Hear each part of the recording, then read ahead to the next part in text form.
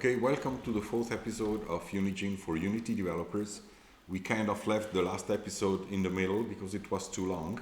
And in the title, I also mentioned assets and asset stores. So I wanted to clarify something for many developers who've been asking questions on Discord or on the forums. Unigine doesn't have an asset store yet. They mentioned they're gonna have one. I know from experience when Unreal started its asset store, I mean, it never had the number of assets that Unity had. Now it has a number of them. The good news is that you don't really need an asset store if you know what you're doing. And the goal of this small episode is really to give you an idea of what you can do. Okay, first of all, if we look at the Unity asset store, like here, you have a number of assets. You probably bought them or you got some for free. If you go at the Unreal asset store, which is here, I mean, this is on their app, you have a number of assets, high quality assets. Some of them are even free for the month, okay? They are free to use in your game. Now, the question is, can I use them in Unigine? Many people ask that. So for Unreal, it's very clear. I checked their licensing, and what they say is as long as it's not Epic Games assets, meaning if you go here, you have Epic Games content, which is actually content from their game, okay, or their products. So where the publisher is actually Epic Games. As long as it's not here, once you buy the assets or even you receive it for free during their monthly promotions, you're allowed to use them in any other project, okay? For Unity, it's a little different. You can also use them in many other projects. At the same time, they will tell you there is a license within every single asset. But I would say 99% of the assets are actually good to use in Unigine. So if we look at the Unity asset store, because this is called Unigine for Unity developers, and I guess you guys all come from there, what kind of assets could you use in Unigine? First of all, I would say all the 3D assets, because 3D assets, many of them come with, original files, FBXs and images and such. So, for example, all those packages or even the free, you can use them. And I will show you in a second how I did that. I managed to do that with the previous project. As well as the audio files, as long as they come with source files, and things like that, even 2D, if you have some 2D graphics, okay, and textures, you can definitely use them in Unigine. And for code assets, I don't know you guys, but I bought many code assets in the past. The reason for me buying them is, to be honest, you will not be making a game if you don't know how to code or if you don't have at least a good coder in your team. Maybe some simplistic game, you could use one of those, pre-made assets. But the truth is, especially when you look at, quality and performance, you better have somebody who knows how to do coding. So most of the assets I actually bought on the Unity asset store, I dissected them, I most of the time created my own mono behaviors and I used them to learn how to do things. So I would say code assets, since you saw from the previous video, and I will explain later on, Unigine is very, very, very similar to Unity when it comes to coding. I believe that it has a few things that you can do when you do coding which you can do in Unity, which is very interesting, and we use that a lot in our project, which is basically coding not at the component or at the mono behavior level, but create code that is valid throughout your worlds, throughout your levels, okay, or your scenes. And imagine, an input code or saving code or, player score code. You can easily do that in the project itself or even in a separate DLL linked to the project. So coding wise, you need to have someone who knows how to do coding, and you can keep on buying assets from the Unity asset store and adapt them to Unigine, definitely. Then there is, the editor extensions. Okay, on the editor extensions, I would say Unigine is not that strong. I bought a number of editor extensions in the past to create terrains and such, and I'm still using them in my workflow because those will generate textures or meshes or height maps or, even 3D models. There is excellent 3D modelers. You can still keep on using them in Unity, use it as a tooling, as a thing to create assets for your project, then move them over, okay? Now, what I did with our project is that let me see. I wanted to see how complicated it would be to export one of those assets, into Unigine. Okay, all those assets are marked Unity, so I'm just using them for this tutorial, definitely not for a game. It's a bad example, but to learn, I think it's acceptable to do that. So basically, what would you do? I like to dig under the hood of engines, okay? So I'm gonna go there and say, show in Explorer. Fine. Now I'm seeing those example assets in Explorer, okay? I go in there and I see I have a number of models and which are FBX. Materials, those are Unity materials, so you won't be able to use textures. And you have a number of textures. So one thing I did is, okay, let me just take out the FBXs, take out the textures and bring them in a separate directory and delete all those meta files. As you probably know, meta files in Unity are, are things that Unity uses to give them a GUID, which is a unique identifier. This is useful in case you move your asset, you don't lose the references to all the game objects and components using this asset. And the same thing is actually with Unigine. We have a meta file with GUID. And some information on the asset, the format version and things like that. This is some other things. Okay, that's another meta file from Unity. I had that open. This is a scene in Unity which is made in YAML, okay? So that you know. That's a sample scene open when you open it with a text editor. Since I'm here, just let me do the same thing with my Unigine project, okay? I'm here in the data and I will open my show in Explorer, okay?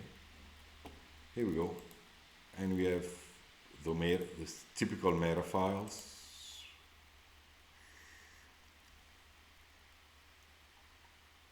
Why doesn't, okay, edit with Notepad. It's an XML, very similar to Unity, just XML. And if I'm gonna open, where is my window? Here, my world.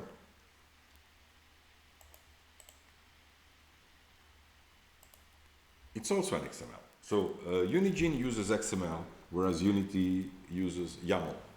But this is how your world is defined. You could actually go in and change parameters and do that. Nice thing about Unity is that, as Unigine, is that also properties are XML.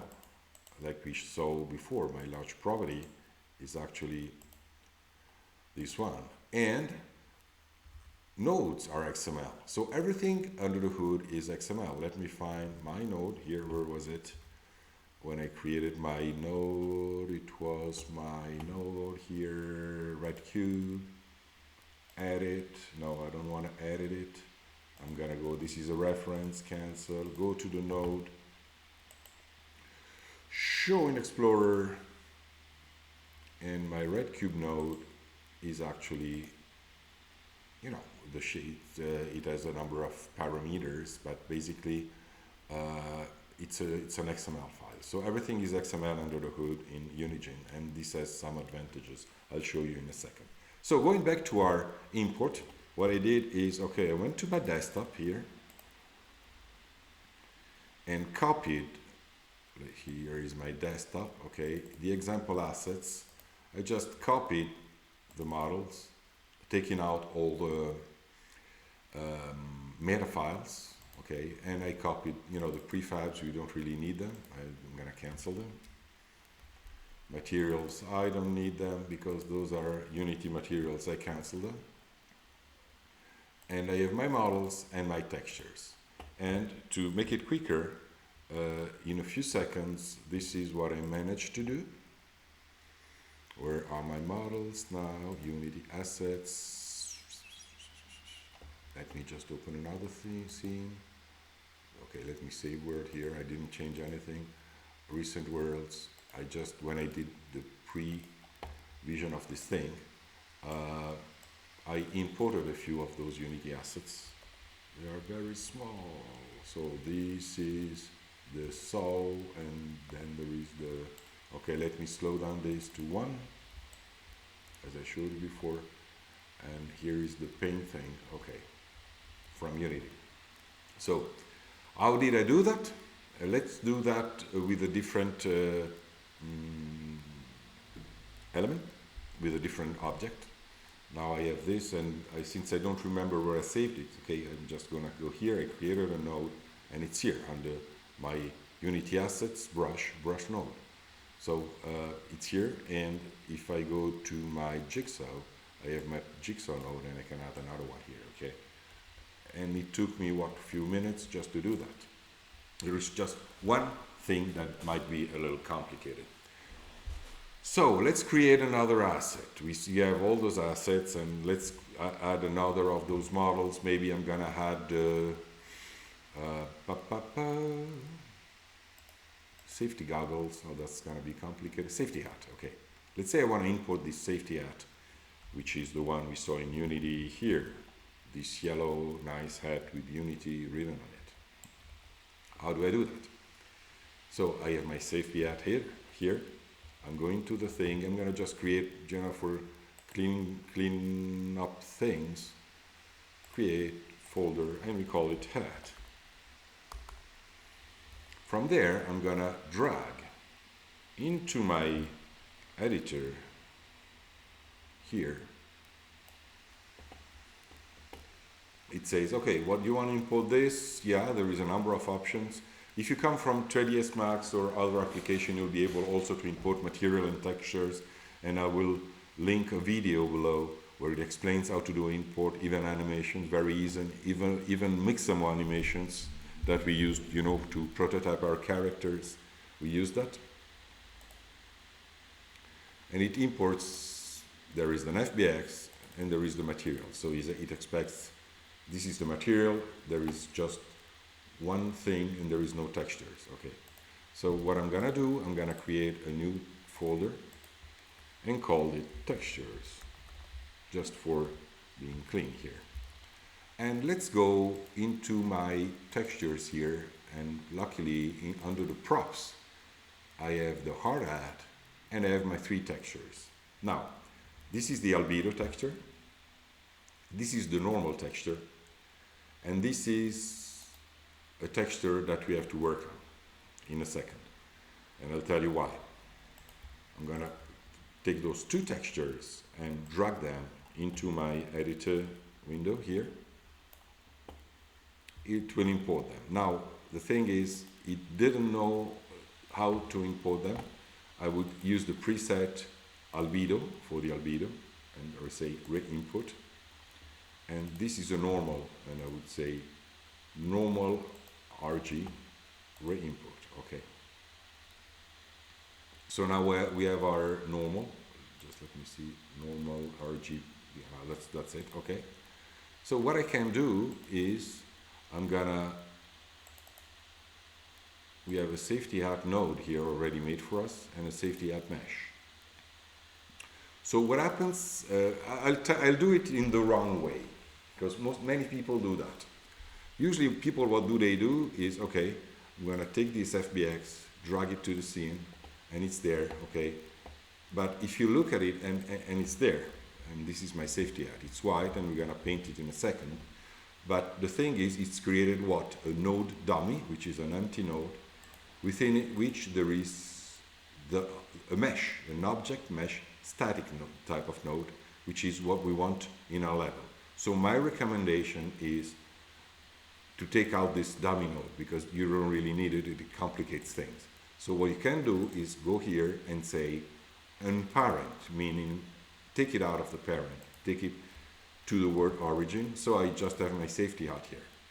Now, since this safety hat has just one material, you'll find here just one surface. If you have a complex object with several materials, you would have more than one surface here, for which you'll have to have a different material. So surfaces are basically surfaces where you apply different materials.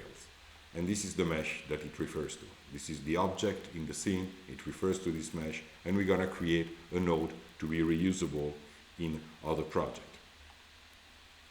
Textures, okay? All right, albedo, into albedo, normal, into normal, and parameters here, but then there is something, okay, the textures are low quality. I can increase the normal, I don't know how much, changing the parameter here, let's see if it's, yeah, you can see it increases, you see it better in the other asset, okay? There is one texture I did not import, and if you see, it expects 3 textures, one of which is shading. Now, a nice thing about Unigine is that whenever you don't know what they're talking about, you just, mouse over here, and it will give you, okay, shading texture, it has 4 channels, metalness, roughness, specular, and if you want, what is called a microfiber, which is used for cloth, to have a micro detail on top of your texture when you actually get closer, or other similar materials. I couldn't import directly the Unity, because Unity has a different workflow, metallic occlusion smoothness, okay? So metallic occlusion smoothness. So before I did this tutorial, I said, okay, there is a number of ways if you have an artist, to mix those textures using substance or using other stuff. There is actually a video tutorial from Davide in our Unigenius channels explaining how to create those textures with several types of software, and I highly recommend you actually look at it, and I will link it as well. I found another way as well, because I like to find different ways of doing things. So when I went to Unity, okay, so this is the Unity Asset Store, I looked for, Unity Texture Packer, and I will also post the link. This is a free add-on into Unity. You just download it and, import it as you would. I mean, it's explained here how to import. I will not tell you, but basically it imports into the Unity project. I did that already. So if I go back to my Unity, oh yeah, now that's the Unigine, okay. If I'm going to the Unity thing, I added this channel packer that I have now under Windows. Channel packer here, okay, and I have it here. This channel packer is a free software, and it allows you to do things like that.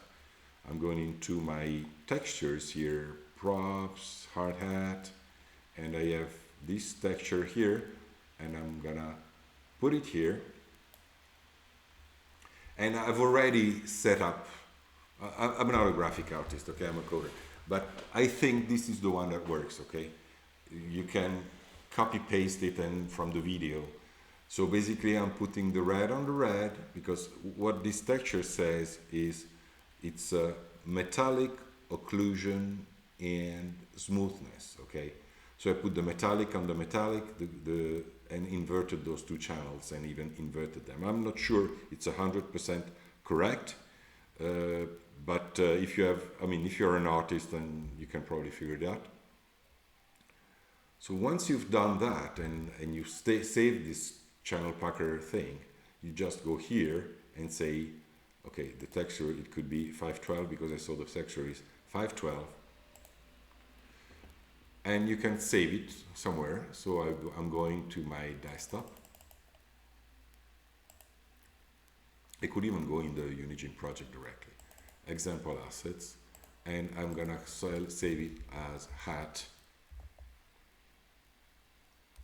underscore SHD, which is kind of a standard that we use in Unigine to save those shading textures. So now I'm gonna go into my directory. On my desktop, I just saved it here, hat SSH, it looks like that. And I'm also gonna drag it into my project. Let me just see 1 second where my project is. Now this is my Unigine thing. Okay, yeah, I can save it here, perfect. You can also do import, you know, I'm just doing that because it's more, okay, I'm keeping on going to the wrong color. And in the presets, I'm gonna say it's gonna be a shading, RBG, okay, yes. Now I have my shading texture. And what do? I'm gonna go to my safety hat here and put in the last texture here. Okay, and now as you see, I have, let me go slower here, you can put it to 0.3, so it really goes slow. And you can actually see I have some reflections from the building on the hat. So that was extremely easy to do. Now that I've done that, I want to keep my work for the future. So what do? I'm gonna go to the safety hat and drag it here, and it will save it as a node. So whenever in the world, I mean, if I want still to use that and change it in my scene being different from the reference or from the prefab, as you would call it in Unity, I would just, you know, here and say here unpack to node content. In this case, it will be separate, okay? But if I wanted instead to, you know, to use it in several places, this way I can put as many ads as I want. Only thing when you do that, now since they are a reference, if I go to the node itself and I say, okay, now I want this to be more greenish, all the hats become green, okay? This is because I'm actually changing the material of the hat. Now let's say I want to have some yellow hats and some green hats. How do I do that? Remember, I have the node, which is this thing, and then I have the material, which is the safety hat material, which I just changed. So what I can do is go into my node and create a new, first of all, I will duplicate my node, okay, and change my material, duplicate my material,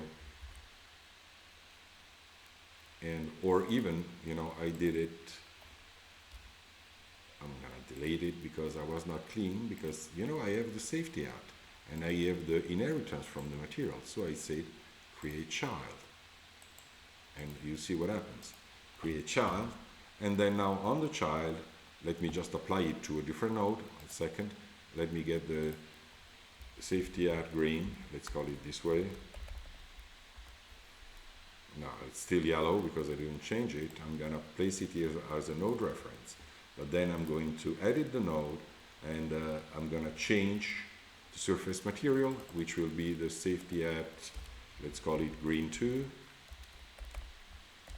which is, even though it's not yet green, and I'm going here, and then I'm gonna drag the safety hat green here, okay.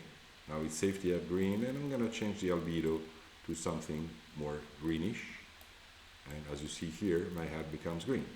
Okay. Now, why did I inherit the material and not, create it from scratch? Why did I wanted to do that? Because let's say now you think that you have to change something on all the safety hats. Maybe you want to change the normal intensity of the safety hat. All of them will change together, okay? Or you want to maybe add, make them brighter, or even add a channel. You would be able to do that in the main material, and it will actually inherit. Let me see if there is something that I can change that is visible, because everything is written by texture, okay? I can change, let's say I'm gonna change the UV transform, okay? I'm gonna put 10 here. Look at what happened.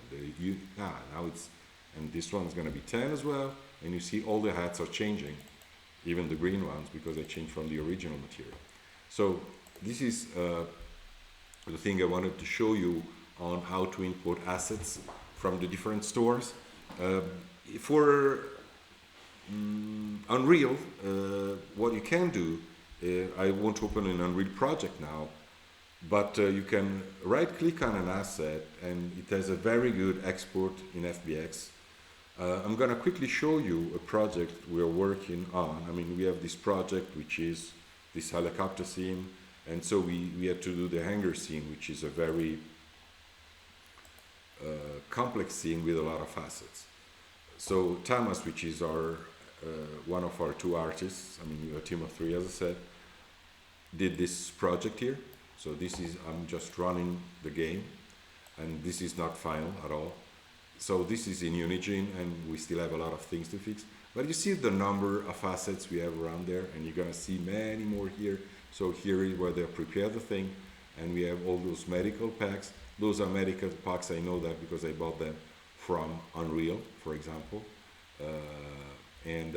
All the things, the spoons, the bottles, and if I go, there's a second floor which has even more assets. I'm just running around. I'm sorry guys if it's laggy. We have all the materials, the paint cans, the ropes and the cans, and all those materials. Obviously Thomas did the hangar, did the guys, and he couldn't do the whole thing, and we just decorated the whole office. Oh yeah, that was me, and you see the detail is actually quite nice. This is not, I'm not rendering a top thing because I want it to be fast, but look at the number of objects we used and could put into our game using Unity and Unreal Engine asset stores. So that gives you an idea of what can be done using the asset stores in general. So let me exit the project here, close this, and I would say finish the presentation. Thank you very much.